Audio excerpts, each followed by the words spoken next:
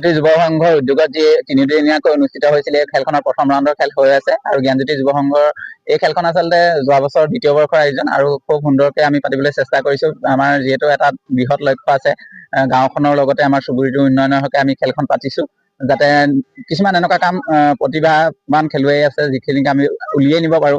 বৰ্তমান ক্ৰিকেট জগতত মানে এটা অপচন আছে, বৰ্তমান সকলো ল'ৰা ছোৱালী ওলাই গৈছে অসমৰ বাহিৰলৈ। সেইকাৰণে আমি এটা উদ্দেশ্য লৈছো যাতে খেলে ল'ৰা ছোৱালীক সুস্থ মন আৰু এটা ভাল শৰীৰ দিয়ে, সেইটো আমি সকলোৱে জানো। সেইকাৰণে ল'ৰা ছোৱালী খেলৰ প্ৰতি অকণমান যাতে মন আহে।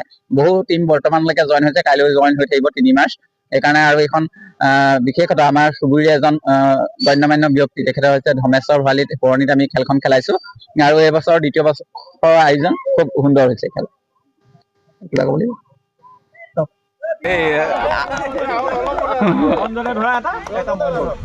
ৰঞ্জনা এটা ধৰিব। আমাৰ এয়া প্ৰথমতে ফূৰ্তি আৰম্ভ হৈ গ'ল, বতৰো ভাল কৰি দিলে আৰু এতিয়া আমাৰ খেলো আৰম্ভ হৈ যাব সুন্দৰকে। বাওঁহাতে ধৰিব।